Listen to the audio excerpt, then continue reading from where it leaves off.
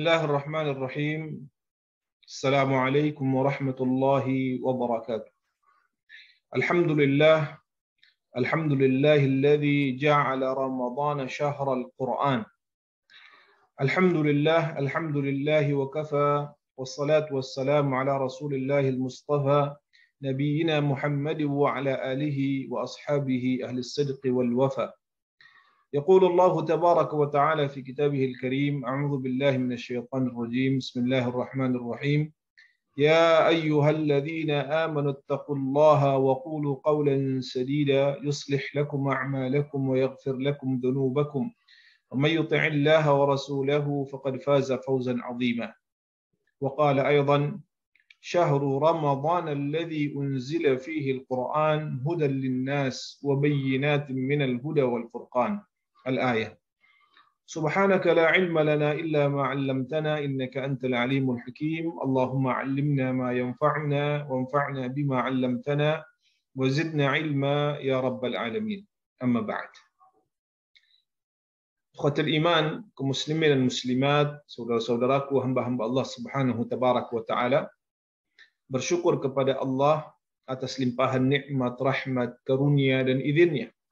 Dengannya alhamdulillah kembali kita bisa bersua dengan bulan yang penuh dengan kemuliaan ini dan juga dalam keadaan beribadah kepada Allah Subhanahu wa taala. Semoga amal saleh yang kita lakukan diterima oleh Allah dan mendapatkan derajat muttaqin insyaallah. Salawat beriring salam semoga selalu tercurah limpahkan kepada qudwah hasanah kita Nabi besar Muhammad sallallahu alaihi wasallam beserta istri, keluarga, sahabat dan pengikutnya hingga akhir zaman insyaallah. Qatal iman, Al-Quran diturunkan sebagai kitabul hidayah untuk memberikan petunjuk kepada manusia ke arah tujuan yang terang dan jalan yang lurus dengan menegakkan asas kehidupan yang didasarkan pada keimanan kepada Allah Subhanahu wa taala. Al-Quran juga menceritakan tentang hal-hal yang telah lalu, kejadian yang sekarang, serta berita yang akan datang. Sebagian besar di dalam Al-Quran pada mulanya diturunkan untuk tujuan yang sifatnya umum. Tetapi kehidupan para sahabat bersama Rasul sallallahu alaihi wasallam telah menyaksikan banyak peristiwa sejarah. Bahkan kadang terjadi di antara mereka peristiwa-peristiwa yang khusus yang memerlukan penjelasan hukum Allah Subhanahu wa taala atau mungkin masih belum jelas bagi mereka.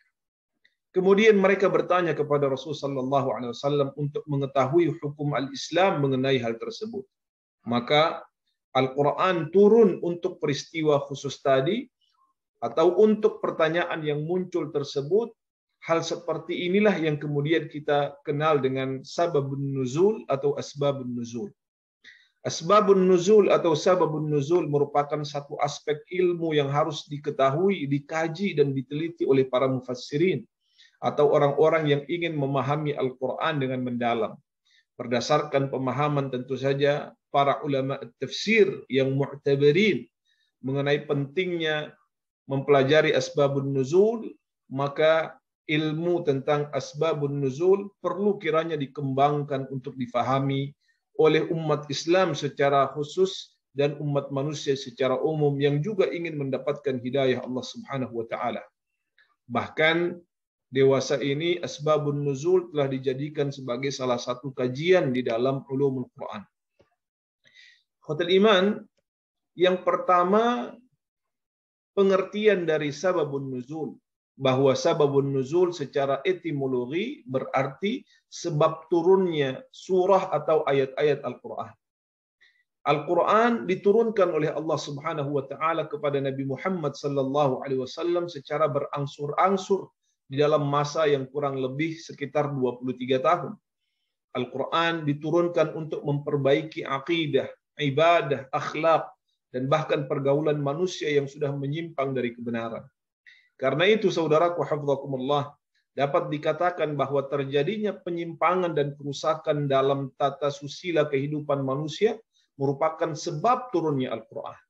Ini adalah sebab umum bagi turunnya Al-Quran, seperti yang dinukilkan oleh Syekh Subhi As-Salih ketika memberikan definisi secara spesifik tentang makna sababun nuzul. Apa kata beliau?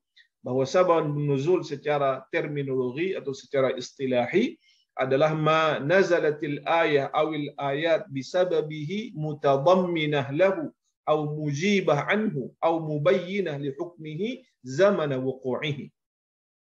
Yaitu sesuatu yang dengannya atau dengan sebabnya turun satu ayat atau beberapa ayat yang mengandung sebab tersebut atau menerangkan hukum tersebut pada masa terjadinya kejadian tersebut. Nah, definisi ini memberikan pengertian bahwa sebab turunnya satu ayat ada kalanya berbentuk peristiwa, ada kalanya berbentuk pertanyaan. Bahkan suatu ayat atau beberapa ayat itu turun untuk menerangkan hal yang berhubungan dengan peristiwa tertentu atau memberikan jawaban terhadap pernyataan-pernyataan tertentu atau pertanyaan-pertanyaan yang diajukan. Para ulama at-tafsir mengemukakan pendapat mereka tentang asbabun nuzul dalam 3 definisi. Yang pertama adalah bahwa suatu peristiwa yang terjadi menjelang turunnya ayat. Yang kedua, peristiwa-peristiwa pada masa ayat Al-Quran itu diturunkan, yaitu dalam waktu sekitar 23 tahun. Baik peristiwa itu terjadi sebelum atau sesudah ayat itu diturunkan. Dan yang ketiga, peristiwa yang dicakup oleh satu ayat baik pada waktu 23 tahun maupun yang terjadi sebelumnya atau sesudahnya. Dan ini sesuai dengan definisi yang dikemukakan oleh apa yang kita sampaikan di awal Syekh Subhi As-Salih sebagaimana yang diterangkan sebelumnya. Pengertian ketiga ini memberikan satu indikasi bahwa sebab turunnya suatu ayat ada kalanya berbentuk peristiwa dan ada kalanya berbentuk pertanyaan.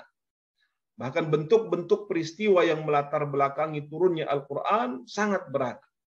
Di antaranya seperti yang dinukilkan oleh para ulama tafsir, ya, seperti konflik sosial, seperti ketegangan contohnya yang terjadi umpamanya antara Aus dan Khazraj, ya, suku Aus dan suku Khazraj. Begitu juga kemudian terjadinya kesalahan besar seperti kasus salah seorang sahabat yang mengimami salat dalam keadaan yang mabuk, yang menyebabkan kekeliruan di dalam membaca ayat-ayat Al-Quran di dalam salat. Dan yang ketiga, biasanya ya latar belakangnya itu kata para ulama at-tafsir berupa pertanyaan-pertanyaan yang diajukan oleh salah seorang sahabat kepada Nabi, baik berkaitan dengan sesuatu yang telah lewat, yang sedang terjadi, atau kemudian yang akan datang, yang akan kemudian terjadi seperti kisah-kisah berkenaan dengan hari kiamat dan seterusnya seperti yang difirmankan oleh Allah Subhanahu tabaraka wa taala. Qatul iman, dalam hal ini para ulama kemudian menjelaskan ada beberapa ungkapan asbabun nuzul. Karena waktu yang begitu singkat, kita tidak mungkin menjelaskan secara detail satu cakupan pembahasan berkenaan dengan asbabun nuzul secara terperinci. Dia membutuhkan beberapa SKS kalau dalam kuliah. Tetapi dalam waktu beberapa menit yang tersisa ini, coba kita tampilkan ungkapan-ungkapan asbabun nuzul yang biasanya diterangkan oleh para ulama at-tafsir. Adapun ungkapan yang menunjukkan asbabun nuzul, ada 3 ungkapan. 2 di antaranya dapat digunakan sebagai asbabun nuzul dan 1 lainnya tidak secara pasti menunjukkan kepada asbabun nuzul itu sendiri. Mungkin asbabun nuzul dan mungkin juga bukan berkenaan dengan asbabun nuzul. Ungkapan-ungkapan itu yang pertama kata para ulama adalah sababun nuzuli hadhil ayat. Sebab turunnya ayat ini adalah kadza wa kadza. Apabila satu peristiwa didahului oleh ungkapan ini, maka tidak diragukan bahwa peristiwa itu merupakan asbabun nuzul ayat yang disebutkan sebelumnya. Yang kedua, tidak menggunakan sabab, ya, seperti contoh yang pertama tadi, akan tetapi menggunakan ungkapan ya fanazalat ay fa anzalallahu, ya, dan seterusnya yang dimulai dengan kata fa setelah peristiwa dijelaskan. Hal ini tidak diragukan juga kata para ulama bahwa peristiwa itu juga merupakan asbabun nuzul ayat yang bersangkutan. Seperti hadis contohnya yang diriwayatkan Imam Muslim yang diterima oleh Jabir radhiyallahu anhu, dia berkata, orang Yahudi berkata, siapa saja yang mempergauli istrinya dari arah belakang, maka anaknya akan terlahir dalam keadaan cacat. Fa anzalallah, maka Allah kemudian menurunkan ayat. Nah, ini biasanya berkenaan dengan sababun nuzul. Yang ketiga adalah ungkapan yang tidak menggunakan sabab dan juga tidak menggunakan fa, dan setelah itu peristiwa terjadi. Akan tetapi, kata para ulama, ia menggunakan kata fi sebelum menjelaskan peristiwa. Hal ini tidak dapat dikatakan sebagai asbabun nuzul secara pasti, tetapi ada dua kemungkinan. Mungkin asbabun nuzul dan mungkin juga bukan asbabun nuzul. Contohnya seperti fanazalat hadhil ayah fi kada wa kada. Yang terakhir, saudaraku hafizakumullah, adalah berkenaan dengan urgensi dan faidah mempelajari asbabun nuzul. Al-Imam Az-Zarqani, Al-Imam As-Suyuti rahimahumullahu jami'an menjelaskan adanya halangan yang berpendapat atau adanya beberapa kalangan yang berpendapat bahwa mengetahui asbabun nuzul merupakan hal yang sia-sia di dalam memahami Al-Quran. Mereka beranggapan bahwa mencoba memahami Al-Quran dengan meletakkan ke dalam konteks historis adalah sama dengan membatasi pesan-pesannya pada ruang dan waktu tertentu. Namun keberatan seperti ini tidak berdasar tentunya. Kenapa? Karena tidak mungkin mengeneralkan pesan Al-Quran di luar masa dan tempat pewahyuan, kecuali melalui yang semestinya terhadap makna Al-Quran dalam konteks kesejarahan. Oleh karenanya Imam Az-Zarqani mengemukakan urgensi asbabun nuzul dan faidahnya di dalam memahami Al-Quran. Di antaranya, yang pertama adalah dia membantu di dalam memahami sekaligus mengatasi ketidakpastian dalam menangkap pesan-pesan Al-Quran. Di antaranya dalam Al-Quran, contohnya surah Al-Baqarah ayat ke-115, dinyatakan bahwa timur dan barat merupakan kepunyaan Allah. Dalam kasus salat contohnya, dengan melihat zahir dari ayat tersebut, seseorang boleh menghadap ke arah mana saja sesuai dengan kehendak hati. Akan tetapi setelah melihat asbabun nuzul, tahapan bahwa interpretasi tersebut menjadi keliru. Kenapa? Karena ayat di atas berkaitan dengan seseorang yang sedang berada dalam perjalanan dan melakukan salat di atas kendaraan. Atau berkaitan dengan orang yang berjihad dalam menentukan arah kiblat. Dan seterusnya. Yang kedua, mengatasi keraguan ayat yang diduga mengandung pengertian umum, contohnya di dalam surah Al-An'am, ya, surah yang ke-6 ayat 145. Dikatakan, A'udzu billahi minasyaitonir rajim, qul la ajidu fima uhiya ilayya muharraman ala ta'imin yat'amuhu illa an yakuna maytatan aw daman masfuha aw lahma khinzir fa innahu rijs aw fisq aw fisqan uhilla li ghairillahi bi ila akhiril ayat. Ya. Ayat ini ikhwatal iman diturunkan sehubungan dengan orang-orang kafir yang tidak mau memakan sesuatu kecuali apa yang telah mereka halalkan sendiri. Karena mengharamkan apa yang telah dihalalkan Allah dan menghalalkan apa yang telah diharamkan oleh Allah merupakan kebiasaan mereka orang-orang kafir. Dan itu terutama orang-orang Yahudi, maka turunlah ayat tersebut. Yang ketiga, mengkhususkan hukum yang terkandung di dalam Al-Quran.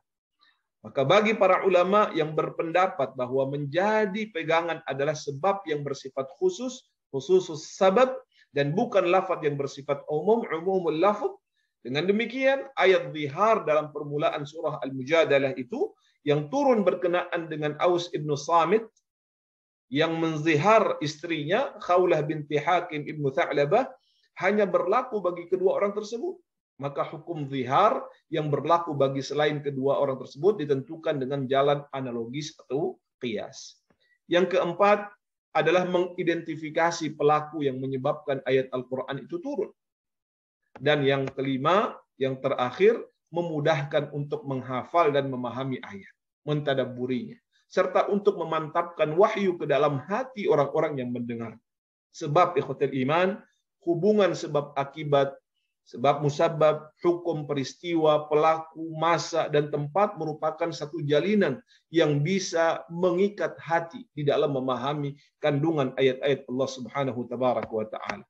Oleh karenanya ikhwatul iman, tentu saja ya, manfaat dari asbabun nuzul itu sangat besar dan menentukan hukum taksis dengan sebab menurut orang yang berpendapat bahwa suatu ibarat dinyatakan berdasarkan khusus sabab juga sangat berpengaruh di dalam poin ini.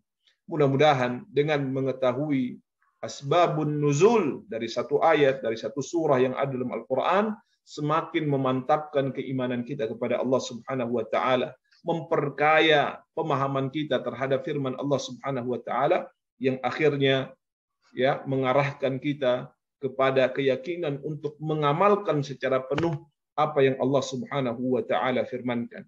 Karena sejatinya Al-Quran itu diturunkan untuk diamalkan dan dipraktekkan. Tidak sebatas dibaca, tapi kemudian diamalkan. Maka asbabun nuzul ini akan membantu untuk memahami ayat-ayat Allah dan mengarahkan kita ke dalam amal saleh yang diridhai oleh Allah Subhanahu wa taala. Semoga bermanfaat. Hadanallah wa iyyakum ajma'in. Wa sallallahu ala nabiyyina Muhammad wa ala alihi wa sahbihi ajma'in. Wa akhiru da'wana alhamdulillahi rabbil alamin. Thumma assalamu alaikum warahmatullahi wabarakatuh.